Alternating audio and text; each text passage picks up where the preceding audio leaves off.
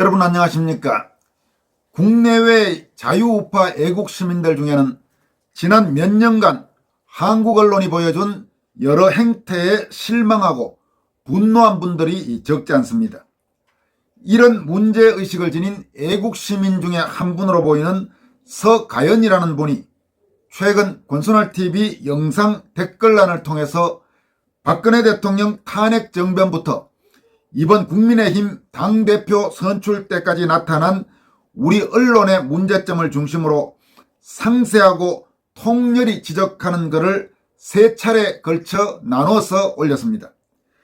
울부짖고 소리치며 절규하는 나의 친구에게라는 제목으로 올라온 상당히 긴 이 장문의 글을 모두 읽어본 뒤 저 혼자만 읽고 넘어가기에는 아까운 정도의 글이고 권순할TV를 시청하시는 다른 애국 시민들에게도 충분히 소개해드릴 만한 내용이라고 판단해서 이 글을 여러분에게 소개해드리도록 하겠습니다.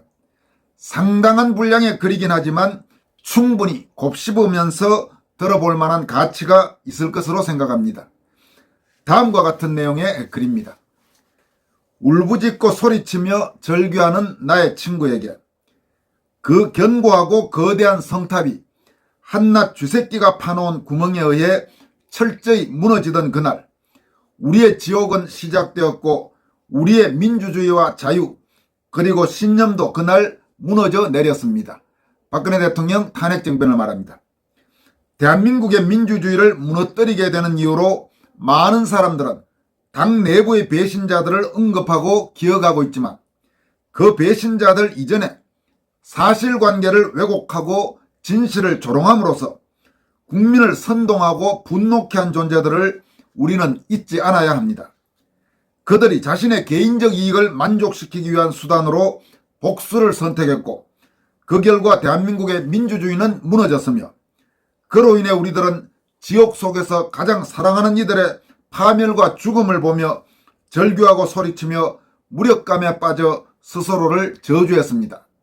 탄핵의 시작은 언론사와 대통령의 사소한 다툼으로부터 시작되었습니다. 그러나 이 작은 불씨는 대한민국 전체를 삼켜버렸습니다.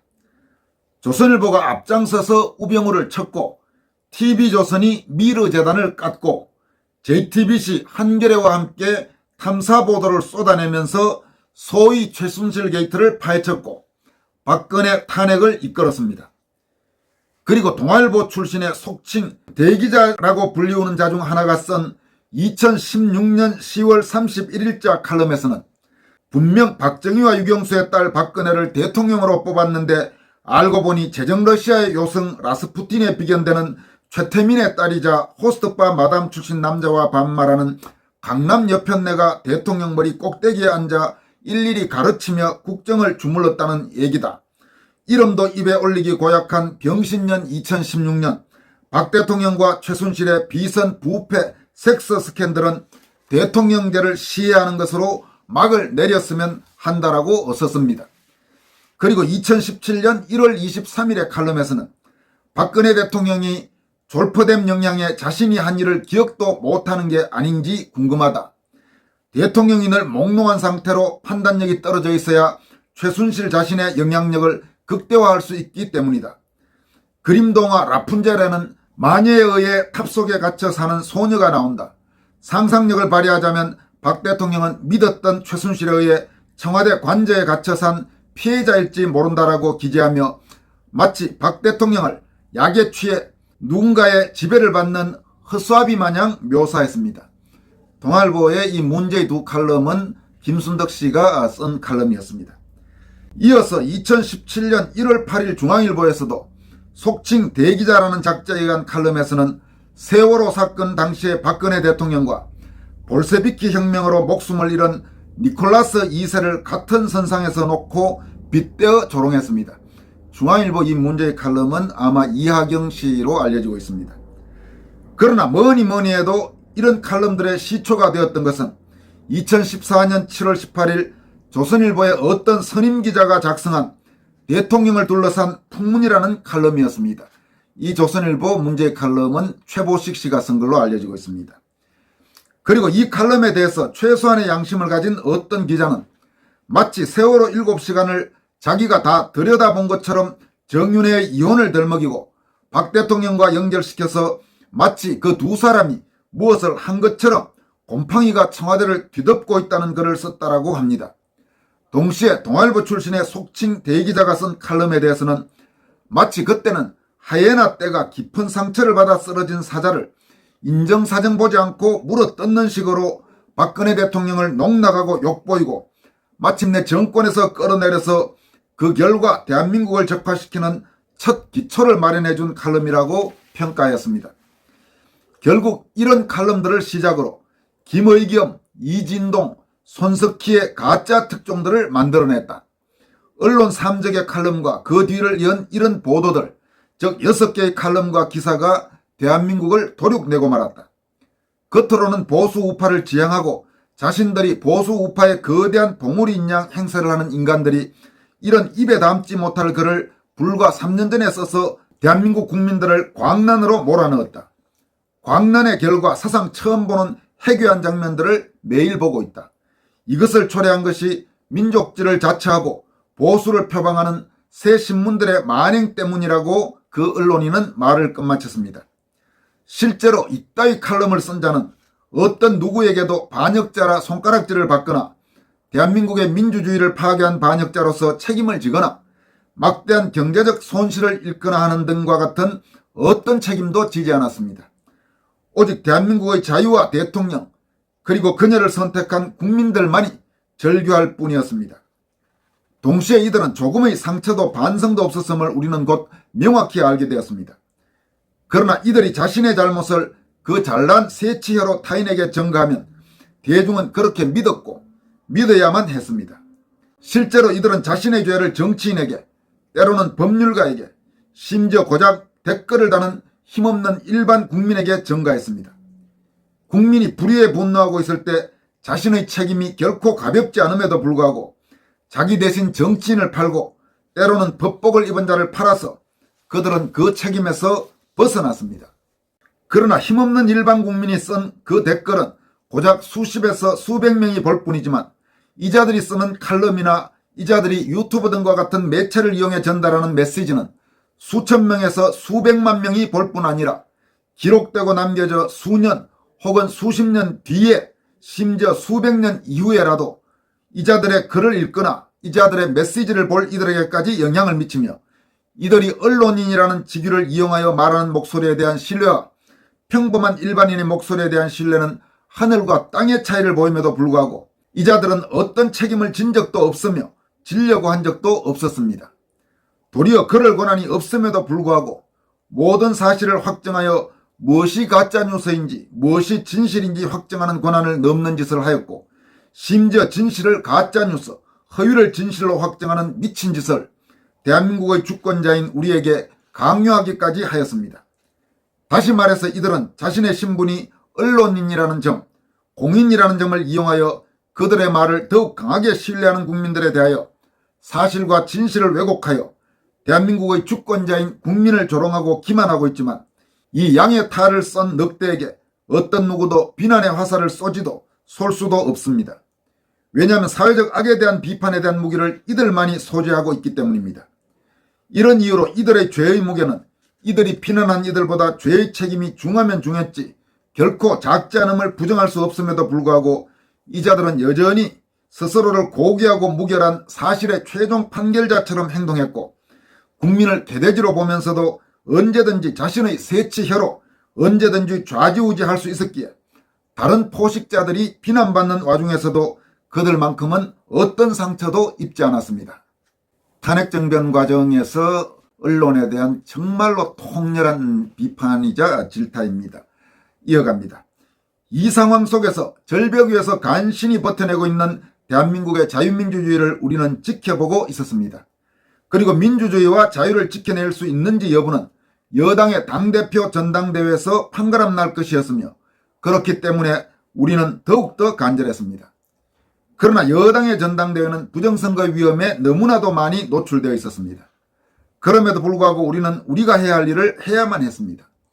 그래서 4.15 부정선거의 피의자로 지목받고 있는 중앙선관위의 주관을 배제하고 당 스스로 전당대회를 진행하길 이야기했고, 동시에 부정선거로 오용될 가능성이 너무나도 높은 모바일 투표보다는 당원들의 직접 투표를 제안했습니다.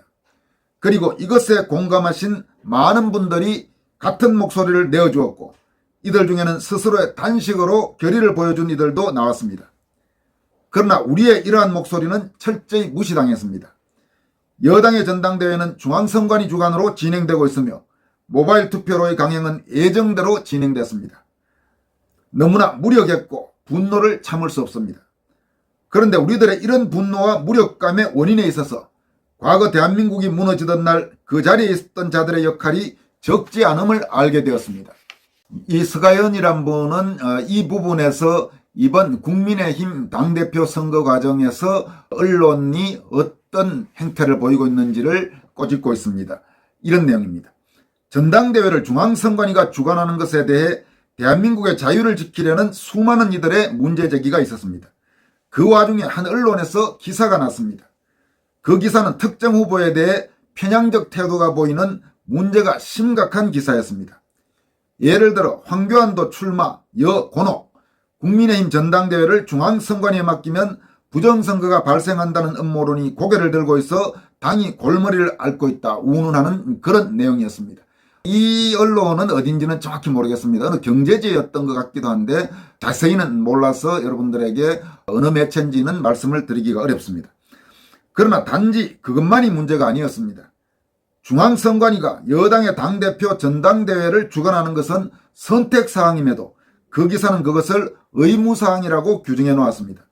그리고 그 기사는 허위사실임이 발각되기 전까지 여당의 당대표 전당대회에 있어서 중앙선관위 주관을 정당화하는 명분을 제공해 주었습니다.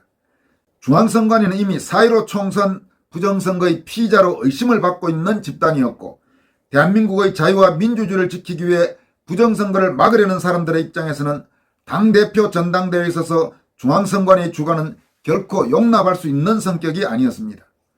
그러나 이 가짜기사가 그런 명분을 제공해 주면서 대한민국의 자유와 민주주의를 지키고 누리려는 국민을 조롱하고 그 면전에서 침을 뱉어버렸습니다. 이 결과 우리의 주권은 부정되어 버렸고 부정선거의 핵심 피의자는 여당의 당대표 전당대회를 주관함으로써 실질적으로 면죄부를 받게 되었습니다. 우리는 이 악의 행위에 대해 분노를 감출 수가 없었습니다.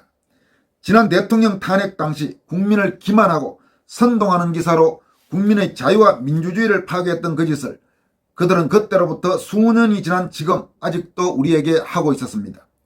이뿐만이 아니었습니다.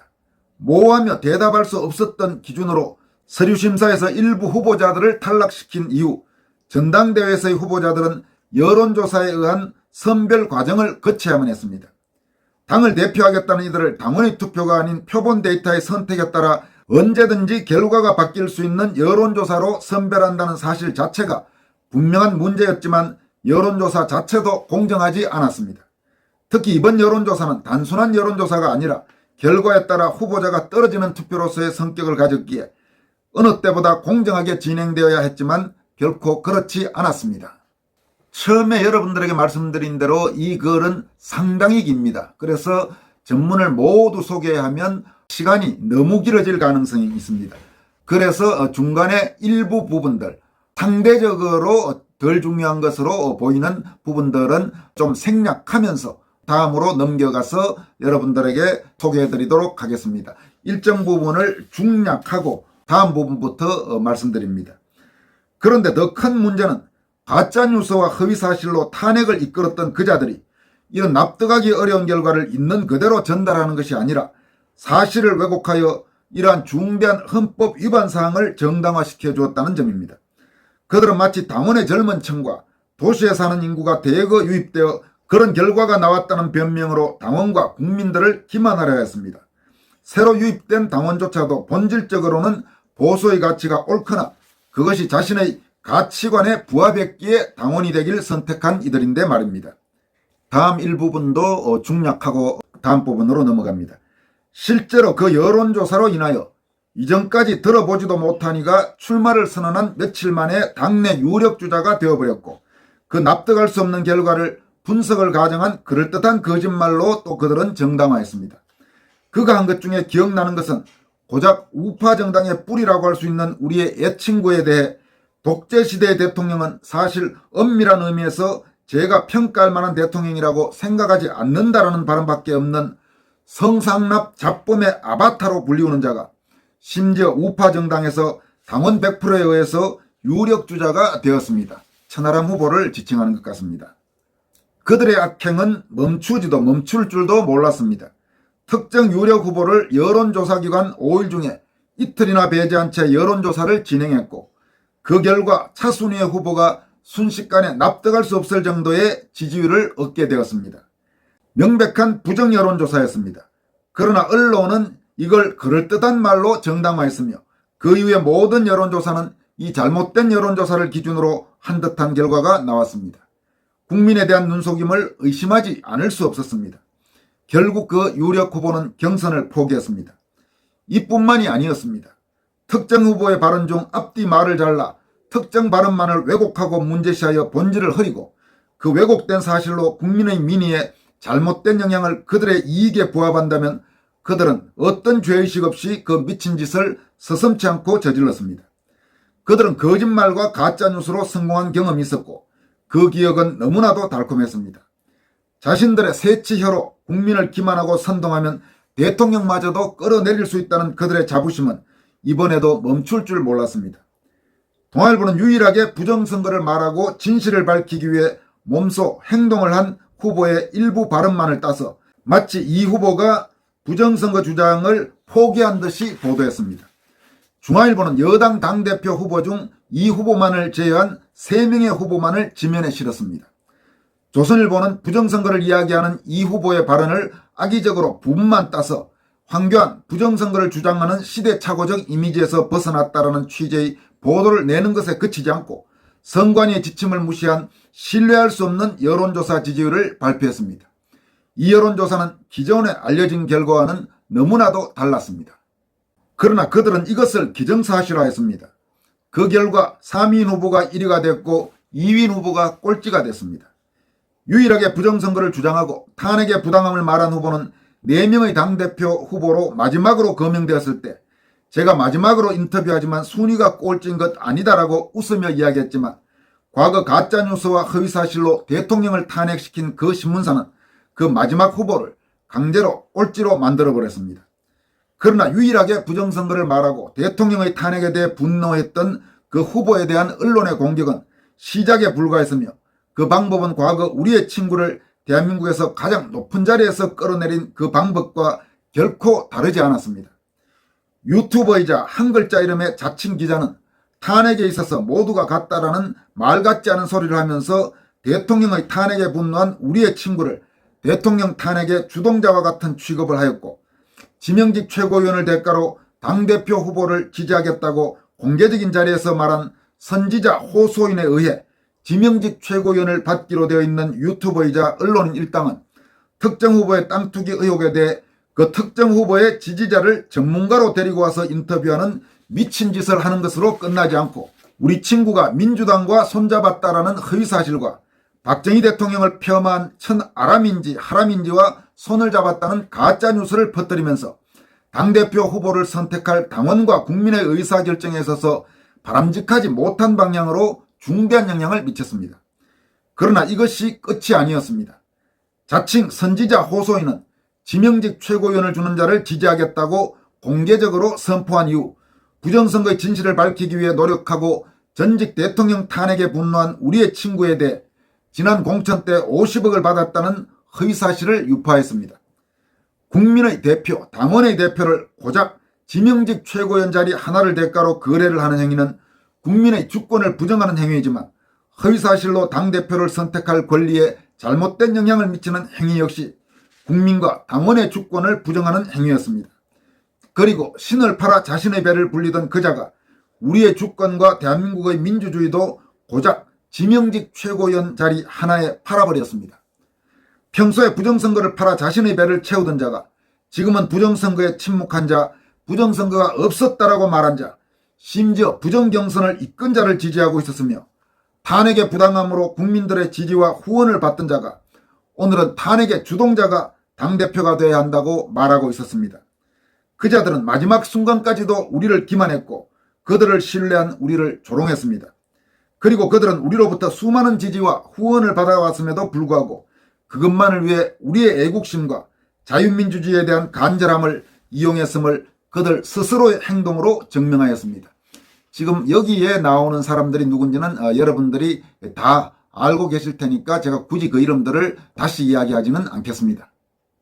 친구여, 벗이여, 자유에 대한 우리의 간절함이 고작 지명직 최고위원 한 자리에 팔아버릴 정도로 하찮은 것이었습니까? 죄 없는 우리의 옛 친구의 부당한 탄핵에 대해 그렇게 절규한 우리의 목소리가 그들의 이해관계에 따라 언제든지 쉽게 이용되고 버려질 만큼 값어치 없는 것이었다는 말입니까?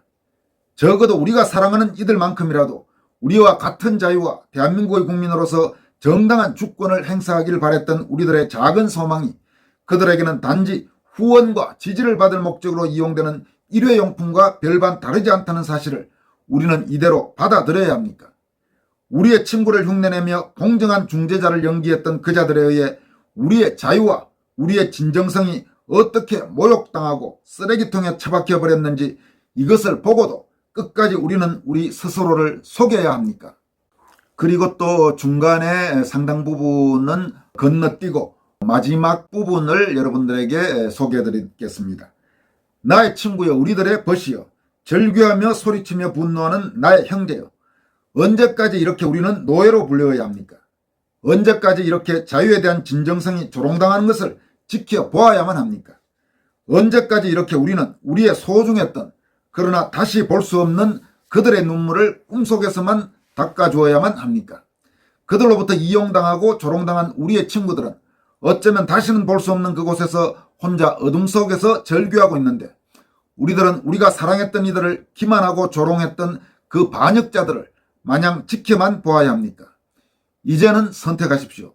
이제는 더 이상 우리는 그들의 노예가 아니며 개돼지로 불리우기를 용납할 수 없다고 절규하십시오. 지금까지 소개해드린 내용은 애국시민인 서가연이라는 분이 권순할TV 영상 댓글란을 통해 올린 장문에 울부짖고 소리치며 절규하는 나의 친구에게라는 제목의 글이었습니다. 가슴이 먹먹해집니다. 여기까지 하겠습니다. 고맙습니다.